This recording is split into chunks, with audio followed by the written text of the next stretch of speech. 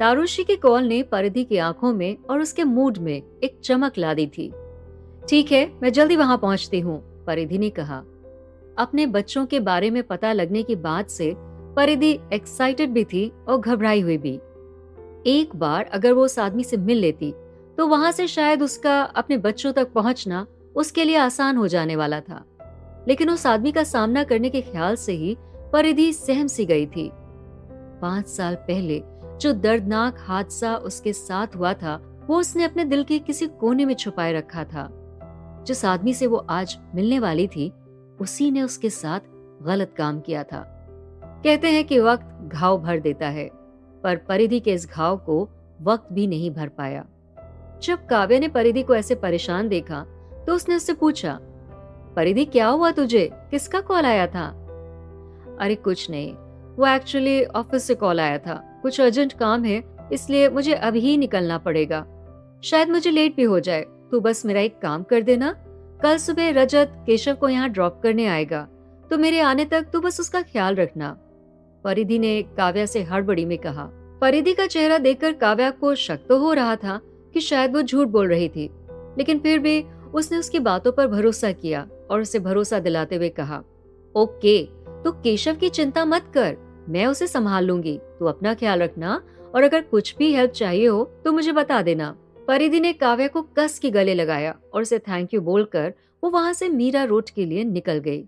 वहीं दूसरी तरफ विशेष ठाकुर के घर पर जब केशव टीवी देख रहा था, तब रजत उसके पास आकर बैठ गया और उससे टीवी का रिमोट छीनकर अपनी पसंद का चैनल लगा लिया। रजत के हाथ में चिप्स का पैकेट भी था। केशव रजत की इस हरकत से बिल्कुल भी परेशान नहीं हुआ, बल्कि वो उसकी तरफ मुड़ा और अपनी प्यारी आवाज में उससे पूछा, भैया आप कितने साल के हैं? रजत इस सवाल से चौंक गया, लेकिन उसने ऐसे बर्ताव किया जैसे उसने सवाल सुना ही नहीं था और टीवी देखता रहा। केशव ने फिर उसके बाजुओं को हिलाकर उसे दोबारा यही सवाल किया, बताओ ना भैया, आप कितने साल के हो? जितने भी साल का हूँ, तुमसे तो बड़ा हूँ, लेकिन तुम इतना पूछ रहे हो तो मैं बता ही देता हूँ कि मैं 23 साल का हूँ। रजत ने अपने चेहरे पर बिना किसी एक्सप्रेशन के जवाब दिया। तो आपने तो कहा था कि आप 23 साल के हो, तो क्या आपको जरा भी शर्म नहीं आती कि इतने बड़े होकर भी आप दिन भर घर पे पड़े रहते हो और ये चिप्स ठूसते रहते हो? इतने बड़े होकर भी आपके पापा आपको पॉकेट मनी देते हैं, क्या आपको ये सब अच्छा लगता है? केशव ने प्यारी सी आवाज में पूछा। केशव की ये बात रजत के दिल में अंदर तक चुभ गई। वैसे तो पहले उसके पापा ने भी उससे कुछ न करने और उनके पैसे फिजूल में उड़ाने के लिए उसे कई बार लेक्चर दिया था और हर बार उसने ये बात हवा में उड़ा दी थी। लेकिन एक छोटे से बच्चे के मुंह से इतनी बड़ी बात सुनकर उससे अपने वजूद पर डाउट होने लगा था। केशव का ये सवाल सुनने के बाद वो टीवी का रिमोट उसे देकर और चिप्स का पैकेट वहीं रखकर वहां से चला गया और फिर केशव आराम से अपनी पसंद का चैनल लगाकर टीवी देखने लगा।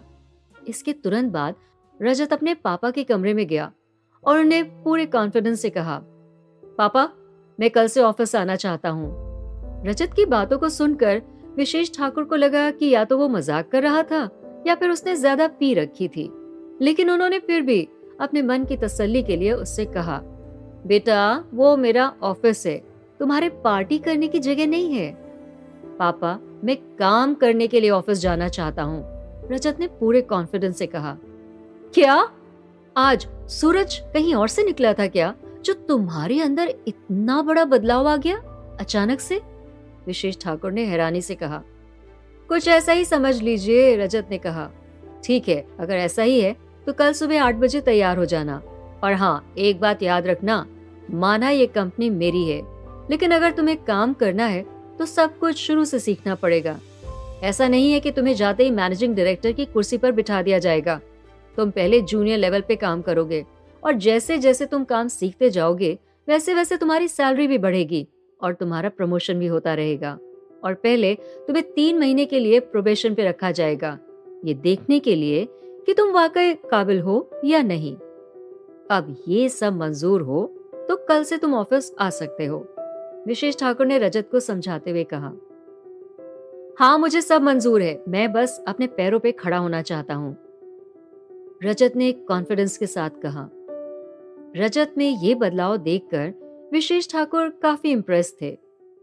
यहाँ हॉस्पिटल में मेनन ने प्रताप के डिस्चार्ज पेपर्स रेडी करवा लिए थे। कुछ देर बाद प्रताप को हॉस्पिटल से डिस्चार्ज कर दिया गया। हॉस्पिटल से मेनन सीधे उसे लेकर अलीबाग वाले फार्म हाउस में ले आया। प्रताप यहाँ कुछ दिन अंडरग्राउंड रहने वाला था, ताकि जब तक उसकी तबीयत पूरी तरह से ठीक ना हो जाए वो यहाँ पर सेफली रहता। अलीबाग पहुंचने के कुछ देर बाद जब प्रताप को उसके कमरे में मेनन ने सेटल करवा दिया, तब उसने प्रताप से पूछा, सर मुझे ये समझ में नहीं आ रहा है कि जिसने आपका एक्सीडेंट करवाया वो दरअसल आपको नुकसान पहुंचाना चाहता था या परिधि को।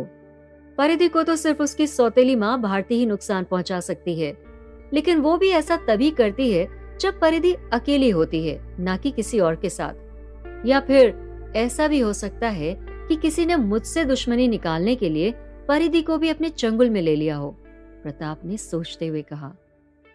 हाँ सर, आप सही कह रहे हैं, लेकिन आपके तो न जाने कितने ही दुश्मन भरे पड़े हैं।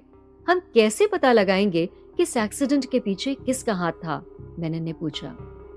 तुम फिक्र मत करो, इस एक्सीडेंट के पीछे किसका शातिर दिमाग शामिल था इसका पता मैं जल्दी लगा लूंगा, प्रताप ने कॉन्फिडेंस से कहा। इधर परिधि तारुषी की बताई हुई जगह पर पहुंच गई थी। ये जगह काफी सुनसान थी और 3-4 इंसानों के अलावा वहां और कोई दिखाई नहीं दे रहा था। जब परिधि ने चारों तरफ देखा तो उसे तारुषी भी कहीं नजर नहीं आ रही थी। ऐसी जगह देखकर परिधि थोड़ी सी डरी और घबराई हुई भी थी। उसने तुरंत तारुषी को फोन लगाया और जब तारुषी ने उसका कॉल उठाया तो उसने घबराते हुए कहा, तारुषी तुम कहाँ हो? मैं तुम्हारे बताई हुई जगह पे पहुंच गई हूँ, प्लीज जल्दी आओ, यहाँ इतना अंधेरा है, मुझे डर भी लग रहा है। परिधि तुम बस थोड़ी देर और इंतजार करो, मैं उस आदमी को लेकर बस पहुंच ही रही हूँ, तारुषी ने कहा। इतना कहने के बाद उसने फोन काट दिया। तारुषी की बात मानकर परिधि उस सुनसान जगह पर पहुंच तो गई थी, लेकिन कहीं न कहीं उसे एक बेचैनी सी भी हो रही थी, ये सोचकर कि कहीं तारुषी और भारती की कोई चाल न हो।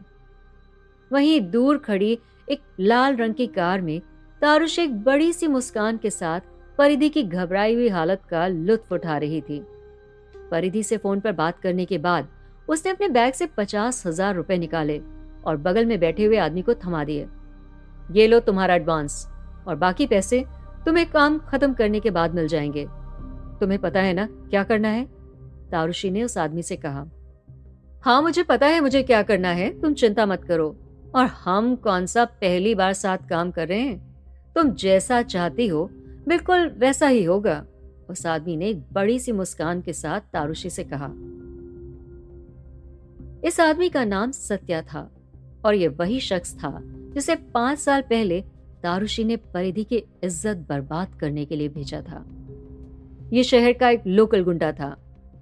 इस काम के लिए तारुषी ने सत्या को पूरे 1 लाख रुपए देने का वादा किया था।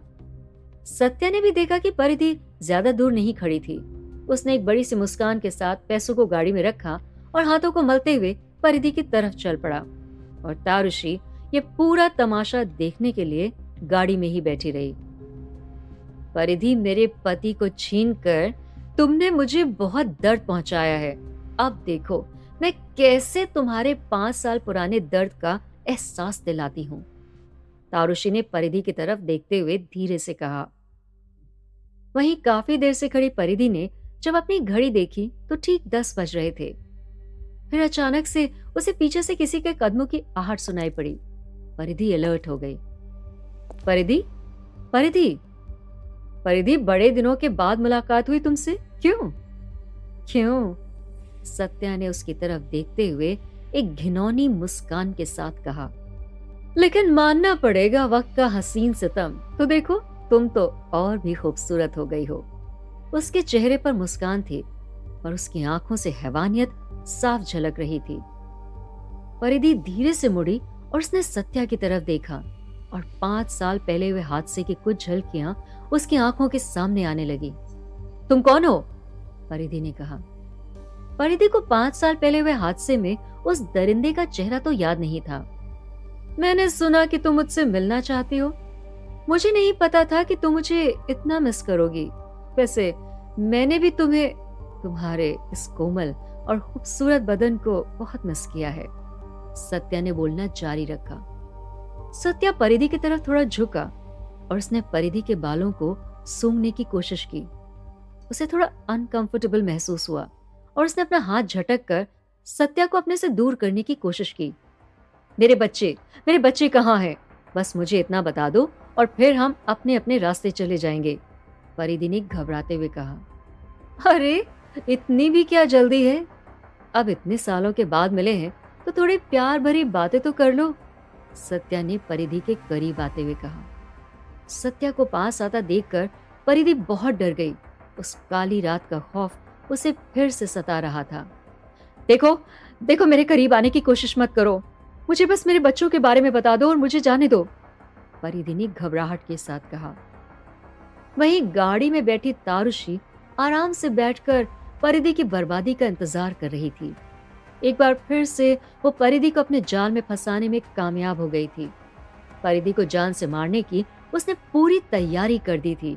वो बस यही सोच रही थी कि कैसे परिधि के जाने के बाद मानव सिर्फ उसका हो जाएगा और फिर उसे मानव के खुद से दूर जाने के बारे में फिक्र करने की कोई जरूरत नहीं पड़ेगी।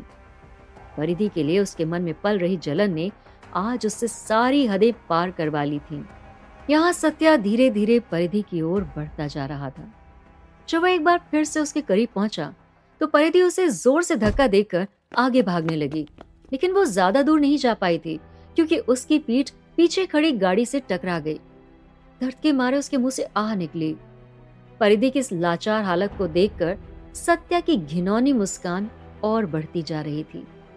परिधि के पास अब भागने का कोई और रास्ता नहीं था और वो डर के मारे वहीं सुन्न पड़ गई। तभी सत्या उसके बिल्कुल करीब आ गया।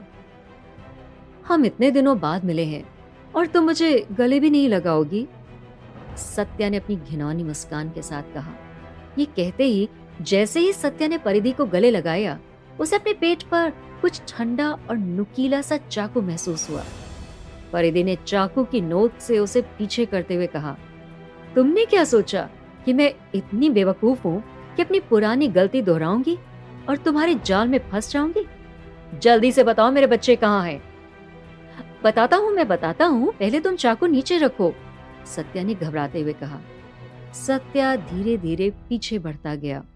जल्दी बताओ वरना ये चाकू अब सीधा तुम्हारे पेट में घुसेगा और मुझे इसका कोई अफसोस नहीं होगा, परिधि ने फिर उसे डराते हुए कहा। देखो देखो, मैं कह रहा हूं ना, पहले तुम चाकू नीचे रखो, सत्या ने कहा। अब परिधि के गुस्से का पारा बढ़ चुका था।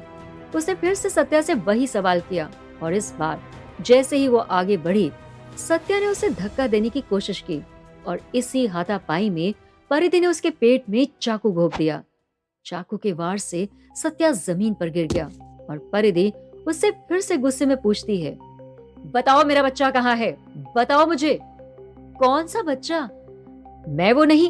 इतना इसके आगे कुछ बोलने से पहले ही सत्या बेहोश हो गया। अब आगे क्या होने वाला था? क्या सत्या वो इंसान नहीं था जिसने 5 साल पहले परिधि के साथ बुरा किया था? क्या परिधि को अपने बच्चों का पता चलेगा? क्या अपने बच्चों तक पहुंचने के लिए ये परिधि का आखिरी जरिया था? आगे की कहानी जानने के लिए सुनते रहिए माय स्वीट गैंगस्टर, सिर्फ पॉकेट एफएम पर।